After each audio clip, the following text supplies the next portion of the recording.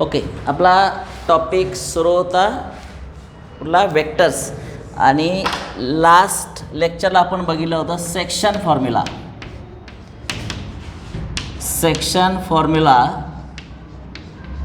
For what internal division आणि काय external division. Section formula for internal division. Section formula for internal division. तो formula काय होता त्याच्यावर थोडासा आपण विचार करूया, त्याच्यावर आधारित लगेच एक्झाम्पलही सोडवण्याचा प्रयत्न करूया. Okay, section formula for internal division. समजा हा ए आणि बी असे दोन वेगवेगळे पॉईंट घेतले, पण हे पॉईंट असे स्पेसमध्ये आहेत आणि स्पेसमध्ये पॉईंट आहेत. याचा अर्थ असा, इथं आपल्याला ॲक्सिस दाखवूया. इकडं this is X axis, Y axis, origin हे X Y plane and this is a Z axis. बरोबर आहे. हे एक्स ॲक्सिसकडे दिसतोय, वाय ॲक्सिसकडे दिसतोय, झेड ॲक्सिसवरती आहे. आणि हा ए जो पॉईंट आहे तो आपण याला असं जॉईन करूया आणि अशा रीतीनं हा वेक्टर तयार झाला. याला ए बार असं नाव देऊया आणि याला म्हटलं जातं पोझिशन वेक्टर. काय म्हटलं जातं? पोझिशन वेक्टर ऑफ ए. तसं हा बी सुद्धा पॉईंट आपण जॉईन करूया आणि हा जो वेक्टर तयार झाला ओ बी बार, याला स्मॉल बी बार असं नाव देऊया. दिस इज ऑल्सो पोझिशन वेक्टर. कुणाचा? पॉईंट बीचा. आणि मग आता सेक्शन फॉर्म्युला बघायच्या अगोदर फक्त एवढ्याचाच विचार करा, ए बी बारचा अर्थ काय. तर तुम्हाला मागच्या वेळेस मी सांगितलेलं आहे, A B bar is nothing but B bar minus A bar. B bar minus A bar हे असं का तयार झालं, कसं तयार झालं, तर ते आपल्याला सांगता यायला पाहिजे. त्याच्यावर जरा विचार करूया. ए बी बार कसा रिप्रेझेंट करायचा, तर अर्थातच हा ट्रायंगल तयार झाला आहे. ट्रायंगल तयार झाला आहे. मग या ट्रायंगलमध्ये ओ ए बार बघा बरं, ओ ए बार याचा अर्थ ओ पासून एकडे जाणारा वेक्टर, याला आपण ए बार असं नाव देऊया. Let O A bar equal to A bar. नंतर ओ पासून बीकडे जाणारा वेक्टर ओ बी बार, याला नाव देऊया स्मॉल बी बार. दोन वेक्टर तयार झाले. हे जे आहेत याला म्हटलं जातं पोझिशन वेक्टर्स. आता in triangle O A B, in triangle O A B by triangle law of vectors. कोणता लॉ वापरायचा आहे?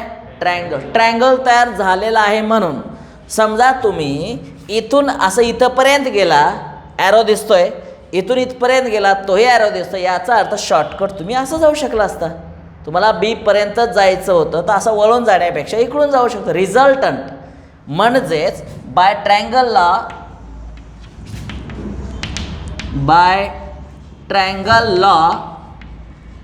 Of vectors O A bar plus बघा ओ पासून एकला जाणारा vector plus A B bar is equal to O B bar. हे तुम्हाला आता माहिती आहे. आता काय करूया, ओ ए बार म्हणजे काय तर अगोदरच सांगितलं, याला स्मॉल ए बार म्हटलेला आहे, plus A B bar as it is equal to B bar. हे सुद्धा इथं मी सांगितलेलं आहे. याला नंबर 1 म्हणूया. This is from first. बरोबर आहे.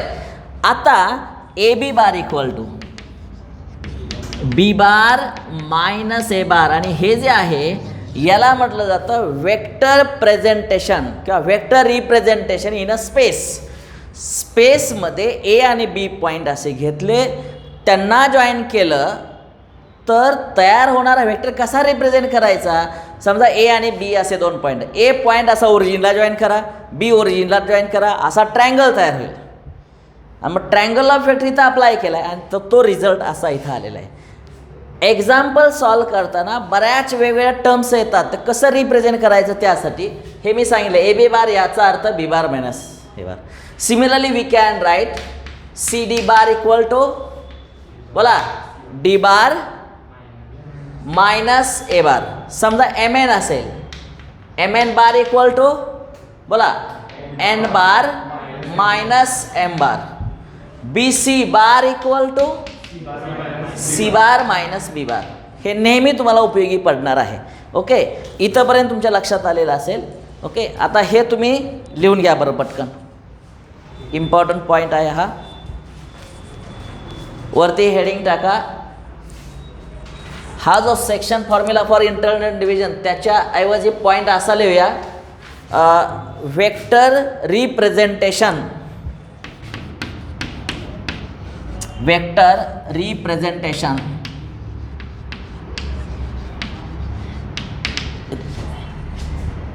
Of vector representation of points joining A and B असं म्हणूया. Vector representation of a point joining A and B. बरोबर आहे. ए आणि बी हे दोन पॉईंट स्पेसमध्ये आहेत आणि हे आपण जॉईन केलेलं आहे. आणि एक्सप्लेनेशन तुम्हाला मी व्यवस्थित दिलेलं आहे अंडर दिस हेडिंग.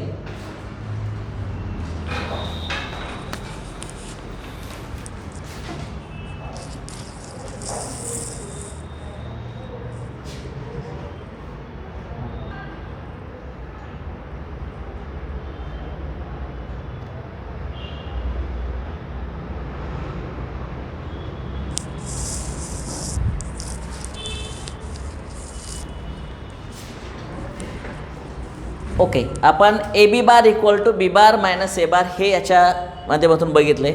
आता याच्यानंतर काय करूया की जो पॉईंट सांगितला हा ए आणि बी, या ए बीला इथं कुठंतरी एखादा पॉईंट आर घेतला तर आर हा पॉईंट ए बीला डिव्हिजन करतो इन द रेशो m:n. बरोबर आहे. यालाच म्हटलं जातं section formula for internal division. तो पॉईंट जो आहे बघा, section formula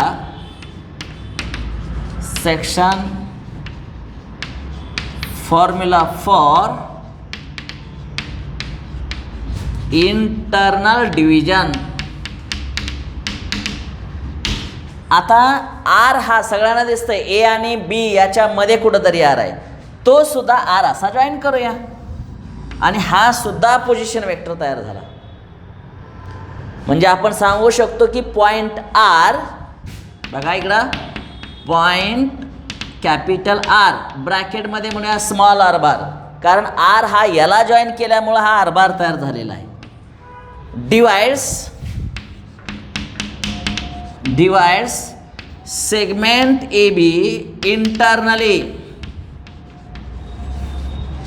in the ratio काय ए आर किंवा m:n म्हणूया, m:n.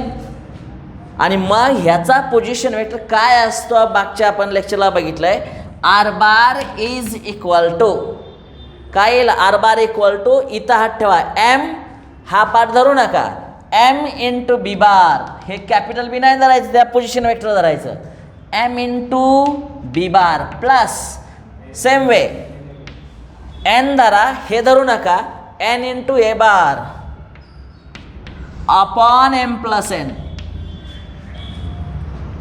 बरोबर आहे.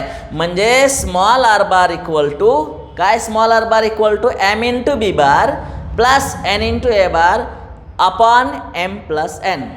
ओके, हा section formula for internal division. जर ए आणि बीच्या बाहेर पॉईंट घेतला, म्हणजे असं घेऊया, इथं ए घेतला, इथं बी घेतला, ए आणि बीच्या बाहेर पॉईंट आर घेतला, तर त्याला एक्सटर्नल डिव्हिजन म्हणतात. फक्त इथून इथपर्यंतचा आणि इथून इथपर्यंत ह्या रिव्हर्सिबल आहेत, डायरेक्शन्स आर टोटली अपोजिट, त्यामुळे इथं फक्त मायनस साईन वापरायचं फॉर एक्सटर्नल डिव्हिजनसाठी. आणि इथं इंटरनली शब्द वापरला आहे, त्याच्याऐवजी काय येणार आहे, एक्सटर्नल येणार आहे. ओके, हे दोन पॉईंट अति महत्त्वाचे आहेत. आता हे झाल्यानंतर सेक्शन फॉर्म्युलामध्ये थोडासा बदल करूया आणि त्याच्याऐवजी म्हणूया position vector of midpoint of segment A B. हा एक नवीन पॉईंट आपण बघणार आहे. बघा, section position vector of midpoint of segment A B. आत्ता जरा इकडे लक्ष द्या. बायसेक्शन फॉर्म्युला ए आणि बीच्या मध्ये कुठला पॉईंट आहे? आर. आर मध्ये कुठंतरी आहे, म्हणजे सेक्शन फॉर्म्युला वापर करून आपण इथपर्यंत आलो. परंतु capital R, R is the midpoint. R is the काय असणार आहे? मिडपॉइंट आहे. आर मिडपॉइंट असण्यासाठी आरची जागा जरा बदला आणि या ठिकाणी आर घ्या, की जेणेकरून हे मिडपॉइंट वाटेल. आणि हे मग जॉईन करा आणि इथं याला आर बार असं नाव देऊया. आणि मग असं ज्यावेळेस करता याचा अर्थ M equal to N. But R is the midpoint of A B, याचाच अर्थ M equal to N. M equal to N. मग हा जो चेंज आहे, हा जो झालेला बदल आहे, तो आपण इथं रिप्रेझेंट करूया. बघा, इथं लिहूया. रिमेनिंग पार्ट इथं म्हणणार आहे R bar as it is equal to M B bar plus पुन्हा एम. एनच्या ऐवजी पुन्हा M, because here in this figure M equal to N. So we are using here M A bar upon M plus again m. So r bar equal to m b bar plus we can take m common from this. m common काढा, राहणार आहे b bar plus a bar upon twice m. m cut करा, r bar equal to b bar plus a bar upon 2. आणि हा जो झाला तो position vector of mid point of a segment. बरीचशी example, most of the examples we can solve by using this midpoint formula. लक्षात आला. आणि हे जे आहे हेच आपण असं सुद्धा लिहू शकतो, that is R bar equal to A bar plus B bar upon 2. बघा काय सांगितलं आहे, R bar equal to A bar plus B bar upon 2. इथं लिहूया इन द रेशो. ओके, आत्ता जे एक्झाम्पल मी एक्सप्लेन करून सांगितलं आहे, लगेच त्यावर आधारित पटकन सांगतो. जरा बघा, एखादा सेगमेंट घेतला सी आणि D. This is a vector C D bar. आणि याचा मिडपॉईंट समजा मी इथं घेतला, समजा कॅपिटल आर घेतला, तर पोझिशन वेक्टर काय येणार आहे? R bar equal to R bar equal to इकडचं टोक सी बार प्लस इकडचं टोक डी बार अपॉन 2. जरा पोझिशन वेक्टर पटकन. ओके, किंवा अजून एक एक्झाम्पल आपण इथे घेऊया. म्हणजे मी असं काय करतो, समजा मी असं घेतो बी सी घेतलं आणि बी सीचा मिडपॉईंट घेतला डी. बी सीचा मिडपॉईंट काय घेतला? डी. मग कसं लिहिणार आहे आपण? D bar equal to small D bar equal to what? इकडचं बी बार इकडचं सी बार अपॉन 2. बरोबर आहे. मग ह्याचा वापर कधी होतो? समजा एखादा ट्रायंगल असा असेल A B C, A D is the median. मग अशा स्वरूपातली एक्झाम्पल टेक्स्टबुकमध्ये आहेत. In triangle A B C D is the mid point, A D is the median. असं म्हटलं की एक्झाम्पल सॉल्व करताना हा विचार करावा लागतो आपल्याला. Here D is the mid point of B C, so we can write small D bar equal to B bar plus C bar upon 2. समजा एखादा पॉईंट इथं टी असेल, T is the mid point of A B. कसं लिहिणार आपण सांगा? आता T हा ए बीचा मिड पॉईंट आहे, त्यामुळे small T bar equal to, बघा इकडं इकडचं टोक ए बार, इकडचं टोक बी बार, ए bar plus B bar upon 2. थोडक्यात काय, how to find the position vector of mid point of a given segment. हा फॉर्म्युला आपण इथे डिराईव्ह केलेला आहे, प्रूव्ह केलेला आहे. ओके, तर हे लिहिण्याचा आता प्रयत्न करा. लिहा हे आता हे पुसून टाकतो.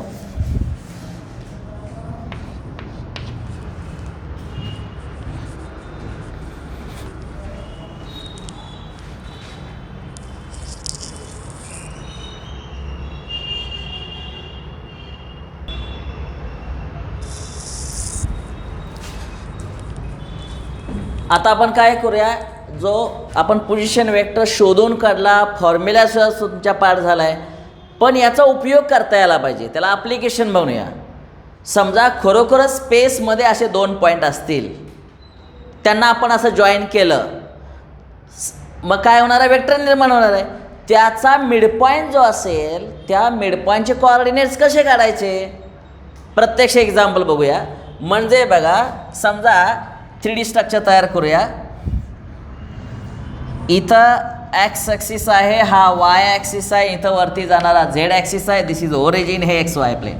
स्पेसमध्ये हा एक पॉईंट घेतो, ए कॉर्डिनेट, त्याचे कॉर्डिनेट 3, 4 आणि काहीतरी 6 घेऊया. आणि बी पॉईंट इथं कुठंतरी घेऊया, बी पॉईंट इथं घेऊया. याला जॉईन केलं की वेक्टर तयार होतं आहे. बीचे कॉर्डिनेट घेऊया, इथं 4 घेऊया, इथं 2 घेऊया आणि इथं घेऊया 2 घेऊया, 4, 2, 2.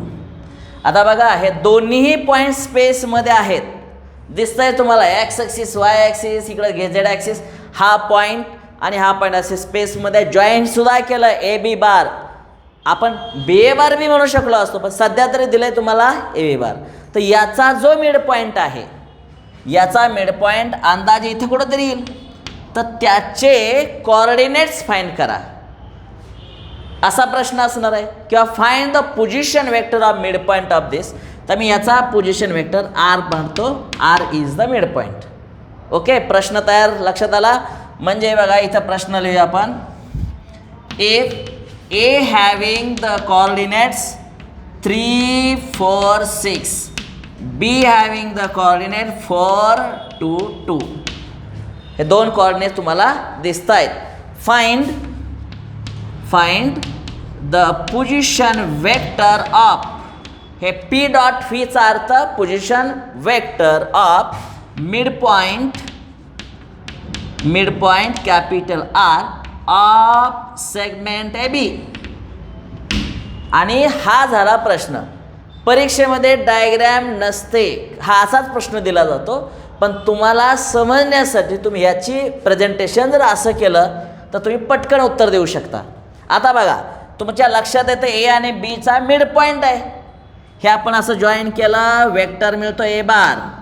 हे असं जॉईन केलं, वेक्टर मिळतो बी बार. हे असं जॉईन केलं, वेक्टर मिळतोय आर बार. स्ट्रक्चर तयार झालं आहे. R is the mid point of A B. आणि मग ए बार म्हणजे काय कळलं आहे, ए बारला म्हणतो आपण पोझिशन वेक्टर. त्यामुळे सुरुवात करूया. Solution, here A bar equal to, A bar काय झाला, पोझिशन वेक्टर ऑफ ए. त्यामुळे ए बार इक्वल टू, हे जे 3, 4 आणि 6 दिसतंय त्याला आय कॅप, जे कॅप आणि के कॅप जॉईन करा. त्यामुळं 3 I cap plus 4 J cap plus 6 K cap. A bar तयार झाला. B bar is equal to 4 I cap plus 2 J cap plus 2 K cap. हे बी बार तयार झालं. आणि आर जो आहे त्याचे कोऑर्डिनेट्स दिलेले नाहीत, त्याचे कोऑर्डिनेट्स आपण सपोज करूया एक्स वाय झेड. इथं म्हणूया let capital R having the coordinates x y z. पण लगेच सपोज करून चालणार नाही, हे जॉईन करा, लगेच आर बार तयार होईल. Therefore R bar equal to x I cap plus Y जे कॅप प्लस झेड के कॅप. अशा रीतीनं आपण वेक्टर इथं तयार केलेला आहे. आता काय करूया, तुम्हाला दिसतंय की आर हा मिड पॉईंटच आहे. Here R is the mid point.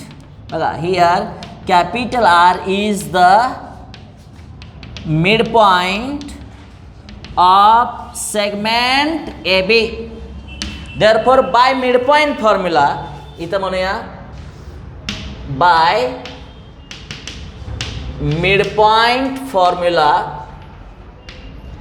Small R bar equal to इकडचं टोक ए बार, इकडचं टोक बी बार, ए बार प्लस बी बार, इकडं म्हणूया A bar plus B bar upon 2. Okay, but what is R bar? R bar is written here X I cap, इथं bracket ठेवूया, X I cap plus Y जे cap plus Z K cap. This is equal to, इथं A बार ची bracket आपल्याकडे तयार आहे, 3 I cap plus 4 J cap plus 6 K cap plus B बारची bracket तयार आहे इकडं आपले. बी बार हे दिसतंय बघा, 4i cap plus 2j cap plus 2k cap upon 2. Upon 2च आहे का बघा बरं. Yes, because of this. आता ह्याला सिम्प्लिफाय करा.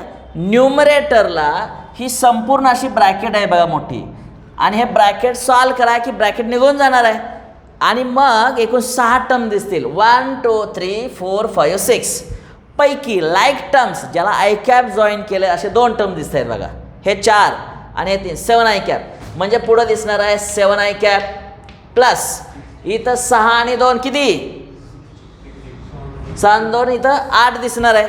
इथं 6 आहे ना, हे सॉरी 4 आणि इथं 2 6 6 बोला जे कॅप प्लस 8k कॅप. अगदी बरोबर आहे. दिस इज अपॉन काय 2, आणि हे झालं कशाचं xi cap plus yj cap plus zk cap. पण आपल्या अल्जेब्राच्या नियमानुसार हे होल डिवाइड बाय 2 आपण सेपरेट करू शकतो. असं करू शकतो 7/2i कॅप प्लस 6/2 म्हणजे किती 3j cap plus 4k cap, आणि इकडं राहणार आहे xi cap plus yj cap plus zk cap. आणि इथं तुमचं आन्सर तयार झालेलं आहे. आता xi cap plus yj cap plus zj cap म्हणजेच r बार, आणि हा position vector of mid point of segment A B शोधून काढलेला आहे. बघा फाइंड, प्रश्न बघा, find the position vector of R of segment A B. Position vector तयार झालेला आहे.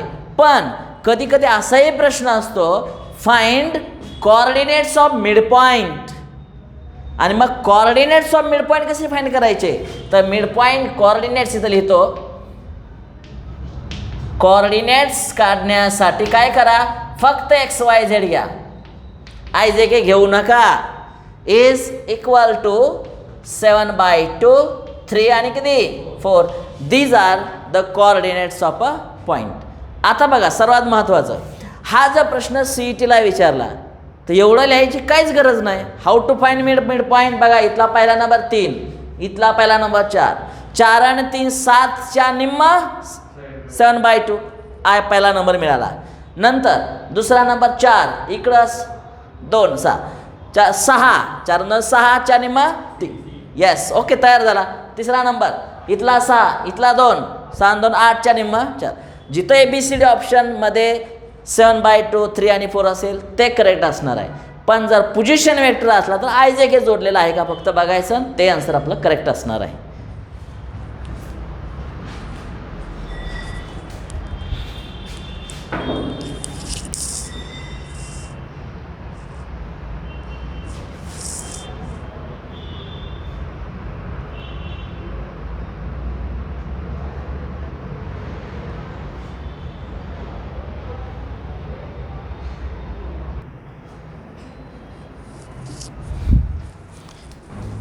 ओके, आता आपण काय करूया, हे जसं एक्झाम्पल सॉल्व केलं मिड पॉईंटचं, तसं एक्झाम्पल सेक्शन फॉर्म्युल्यावर आधारित करणार आहोत.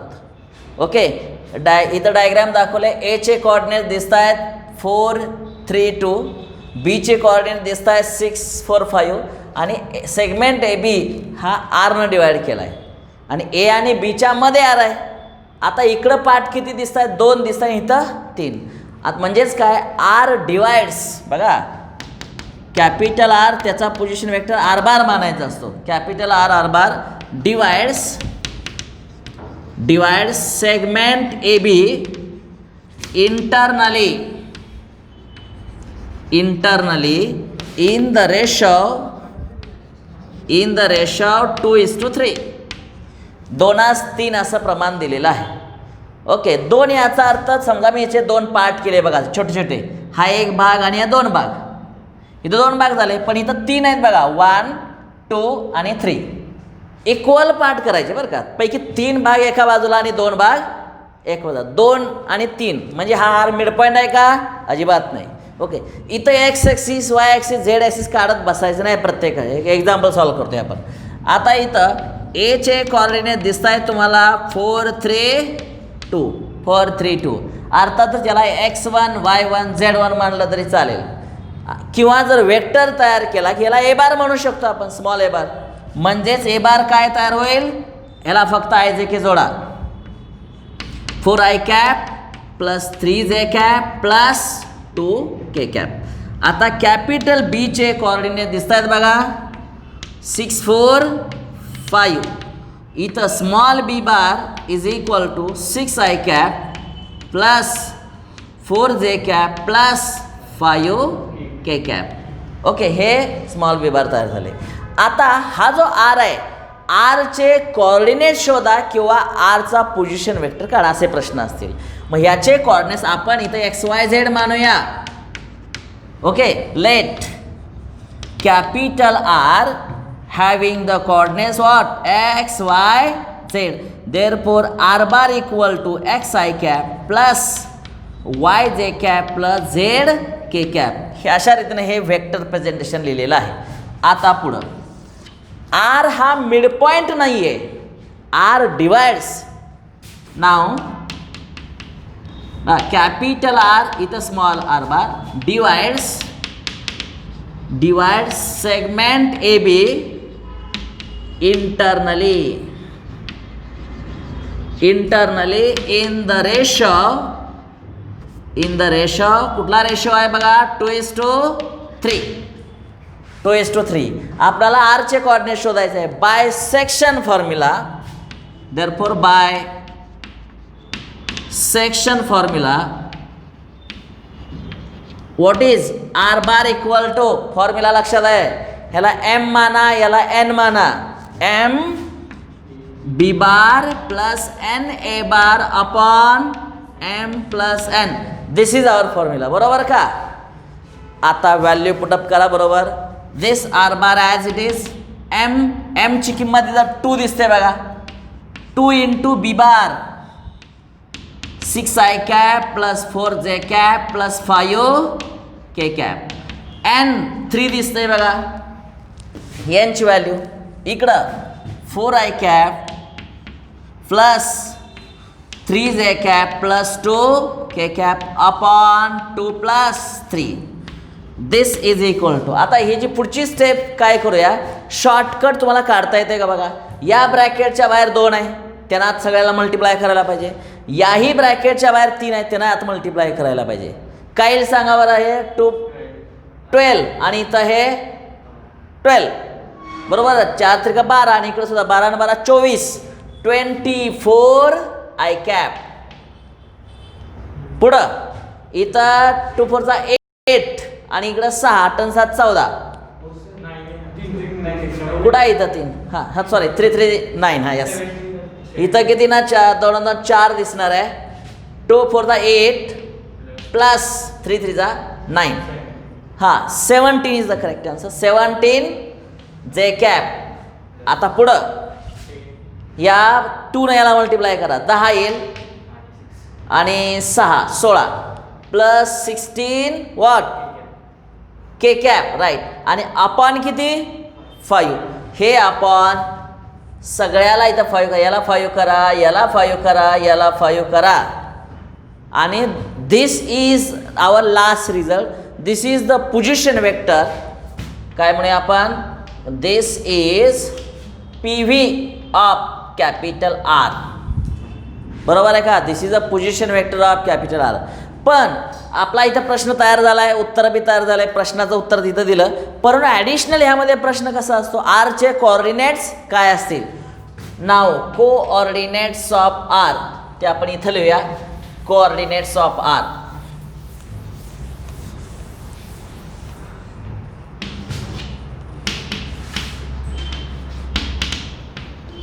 कोऑर्डिनेट्स ऑफ कॅपिटल आर म्हणजेच काय, capital R having the coordinates. इथं काय करा, आर जो आहे, आरचे कोऑर्डिनेट अगोदरच मानलं इथं आपण काय, XYZ. मग इथं म्हणूया XYZ. This is equivalent with, हां हे IJKच्या शेजारचे नंबर धरा, म्हणजे कॉम्पोनंट धरा. बोला 24/5, पुढं 17/5 आणि आणि या स्वरूपातले एक्झाम्पल्स 12वीच्या बोर्डला विचारलेले आहेत. शक्यतो इझी बेसवरती आहेत बरं का. सेक्शन फॉर्म्युला प्रूव्ह कसा केला माहिती आहे, फक्त स्पेसमध्ये 2 पॉईंट दिले, त्याला असं जॉईन केलं, वेक्टर तयार झाला आणि त्याचे इक्वल नंबर ऑफ पार्ट्स, हे 3 आणि 2 5, समजा 5 समान भाग केले. किती भाग केले? 5. पण आपण आर हा पॉईंट इथं ठेवूया, 2 भाग इकडं आणि 3 भाग, मग त्याचे कोऑर्डिनेट्स काय, तर या पद्धतीनं काढता येतील. आता हेच एक्झाम्पल अनेक पद्धतीनं आपल्याला प्रूव्ह करता येईल. म्हणजे बघा, आरची जागा बदला, इकडं घ्या सरकवा जरा, आणि म्हणजे इथं 1 पार्ट राहिले, इकडं राहतील 4. बरोबर का, शेवटी 4 आणि 5 भाग झाला. आर या जागेवर ठेवला आहे म्हणजे इथं 1:4 दिसेल. बरोबर का, R divide A B in the ratio 1:4. बाकी यात बदल नाही. इथं 1:4, इथं 1 आणि इथं 4, इथं 1, इथं 4, आणि या नियमानुसार बदल पुढं होणार आहेत ते तुम्ही काढा. मुद्दा काय की हा सेगमेंट ए बीचे इक्वल किती पार्ट करतोय? 5 ना. बघा 1, 2, 3, 4 आणि 5. समजा मी जागा बदलली, आर या ठिकाणी घेतलं तर इकडे किती पार्ट राहिले बघा बरं. 1, 2, 3, 4, 4, 1. मग प्रश्न बदलला, R divides A B in the ratio 4:1. इथं 4:1, 4:1. यस, ह्यात बदल नाही, ह्यात बदल नाही, इथं बदल नाही, इथं 4:1. बरोबर आहे. आणि मग इथं 4, इथं 1, इथं 4, इथं 1, आणि मग या नियमानुसार पुन्हा बदल करा, तुम्हाला पोझिशन वेक्टर तयार झाला. मग ह्याचे 5च भाग करायचे का नाही, किती जे असतील ते असतील. Section formula how to apply, हे फक्त माझं सांगण्याचं काम आहे. हे तुमच्या लक्षात आलेलं असेल. लक्षात आलं. यावर आधारित एक्झाम्पल तुमच्या टेक्स्टबुकमध्ये आहेत. If a point divide segment A B in the ratio, जो काय दिलेला असेल ते, तर या पद्धतीने एक्झाम्पल सॉल्व करायचा प्रयत्न करा. इथं आपण थांबूया.